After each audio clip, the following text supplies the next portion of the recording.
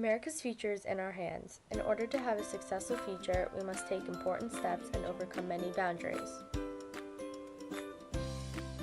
Our foods, energy sources, home, and technological advances will help shape and mold our country for the next generation. For food, there will be 4 consecutive changes. Number 1. Plant proteins and fake meat, seafood, and milk will replace 3/4 of the animal products we consume today. Limited supplies of energy, water, and land will make it too costly to maintain steady diets. Number 2. Most people in 2050 will have their own home gardens. Aeroponic technology will help plants grow in air without much use of soil. Number 3 and 4. As for the health of our wallets, people will purchase more nutritional food, and these products will be labeled for nutritional value 1 to 100.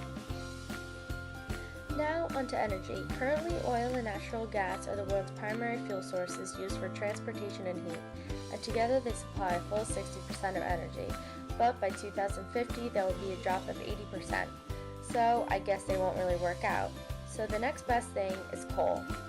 Coal has the great advantage of law of abundance. That is great for energy, but not so much for global warming. Most coal today is used to generate electricity, and as economies grow, so does their demand for electricity. So there will be an increase of the need of coal. The next answer is hydro. Hydro has the ability to supply a large amount of electricity. Also, dams and generators last a long time. What homes will you be living in 2050? Well, we can tell you. Air conditioning, security, and irrigation systems will be managed by homeowners' iPads and other smart devices. Forget your keys? No problem. The front door of 2050 will be able to recognize you by your fingerprints. Kitchen appliances will be able to conduct their own electronic self-analysis and determine any system failure they might have and schedule an appointment for a repair to save you the hassle. Data chips fastened to just about anything will carry ample amounts of data and will be able to project the data onto wafer-thin television and computer screens for instantaneous viewing. Now onto future government, moral, ethical, and privacy changes. No matter what the future holds, there will be always people that will disagree with what the government is doing. If the government implements house technology, a great deal of privacy will be lost. House technology would require putting some sort of tracking device into your phone or other electronic devices, so essentially the company would have access to all of your information. People would have to decide if the newest and best technology is worth losing their privacy over. Having more technology-based society will eliminate most people's privacy but help people live a better life.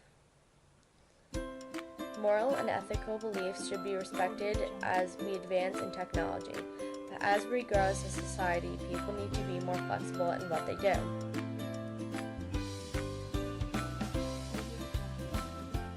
What will your kids be learning in 2050?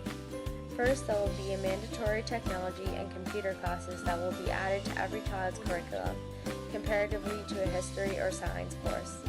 These courses will help mold our children by helping them to adapt to a new technological era. Second, most libraries won't be necessary in most schools. E-books, iPads, and other electronics will replace most libraries mainly because of the efficiency and the cost. Lastly, governments will have more control over education.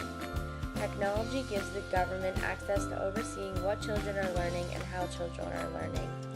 Also, online test scores will allow the government to oversee how teachers are teaching.